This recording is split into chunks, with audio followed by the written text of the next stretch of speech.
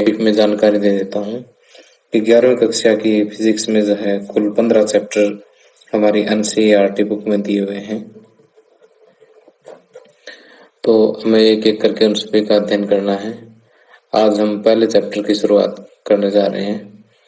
अब कुछ स्टूडेंट ये पूछते हैं सर कि आप बुक कौन सी प्रेफर करोगे, तो मैं ये बता देता हूँ कि जितनी भी बुक्स मार्केट में अवेलेबल है, जितनी भी, बेशक वो किसी भी पब्लिकेशन की हो, सभी की सभी बुक्स एनसीईआरटी बुक्स पर ही आधारित है।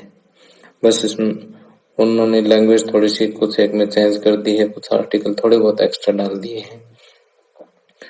तो इसलिए मेरे वीडियो लेक्चर्स का आधार भी एनसीईआरटी बुक ही रहेगी, लेकिन जहाँ मुझे लगेगा कि कुछ आर्टिकल एक्स्ट्रा करवाने की आवश्यकता है तो मैं आपको एक्स्ट्रा आर्टिकल्स भी करवाऊंगा। और आपकी सुविधा के लिए जो है मैंने हर एक चैप्टर के नोट्स पहले से हिंदी मीडियम में तैयार करके रखे हुए हैं। तो आप ये फर्स्ट पेज देख सकते हैं। इसी तरह से जो है ये देखिए काफी सारे पेज जो है फर्स्ट चैप्टर के बने हुए हैं।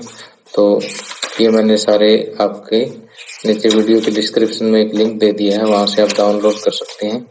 ओके।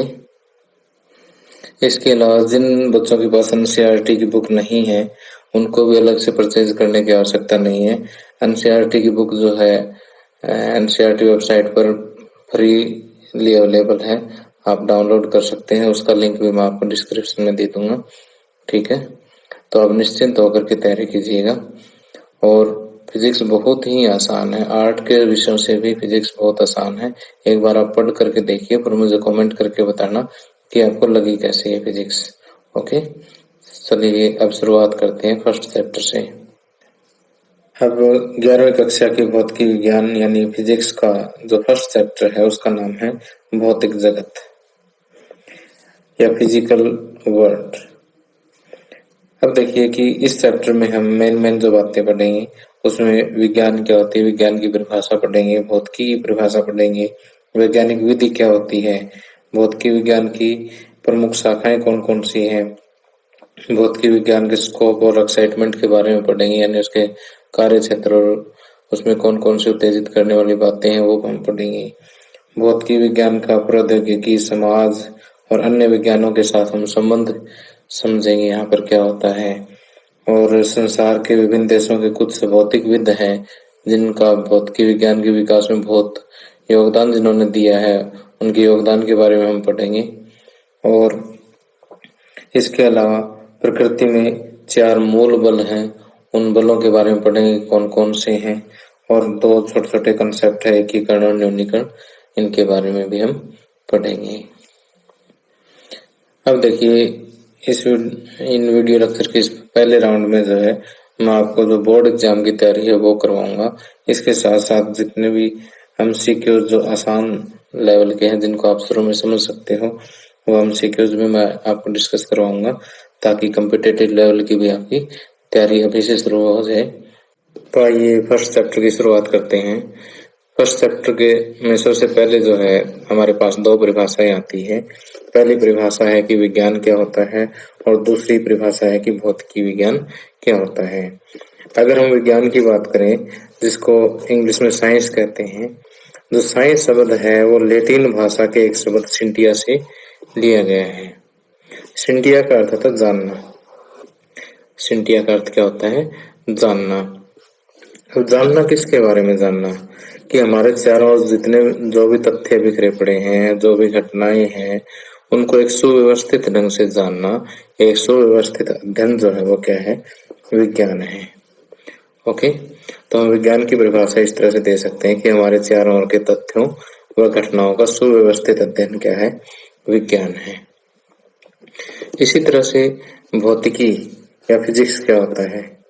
अगर हम हिंदी में बात करें तो भौतिकी शब्द जो है संस्कृत भाषा के एक शब्द भौतिक से लिया गया है। भौतिक का अर्थ क्या है? प्राकृतिक।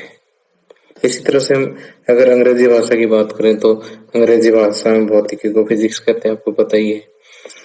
अब फिजिक्स शब्द जो है ग्रीक भाषा के एक शब्द फ्यूसियस से ड्राइव हुआ है।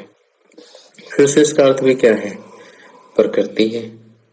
ठीक, तो हम यहाँ से भौतिकी को कैसे डिफाइन कर सकते हैं ये विज्ञान की एक शाखा है। भौतिकी क्या है? विज्ञान की ही एक शाखा है, जिसमें किसका अध्ययन करते हैं?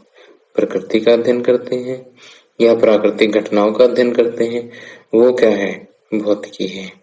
तो हम यहाँ पे लिख भी रहे हैं कि विज्ञान की वह शाखा जिसमें प्रकृति तथा प्राकृतिक घटनाओं का अध्ययन किया जाता है, वह भौतिकी या भौतिकी विज्ञान कहलाती है।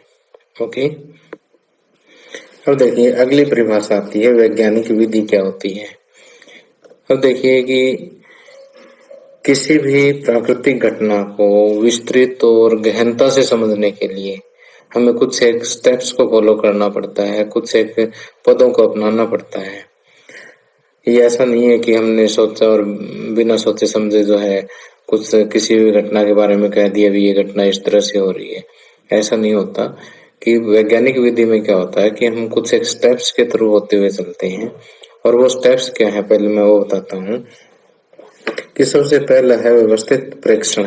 प्रेक्षण का मतलब ऑब्जर्वेशन, जिसको हम इंग्लिश में कहते हैं, कि किसी भी घटना को पहले ऑब्जर्व करना, उसके बारे में अच्छी तरह से उसकी मतलब देखना उसको, और जो जो घटना हुई है उनको हम रिकॉर्ड कर लेते हैं भी क्या क्या घटना यहाँ पर हुई है, चाहे लिख के करे चाहे कैसे ही करें। दूसरा, जो हमने ऑब्जर्वेशन ली है, जो प्रेक्षण किया है,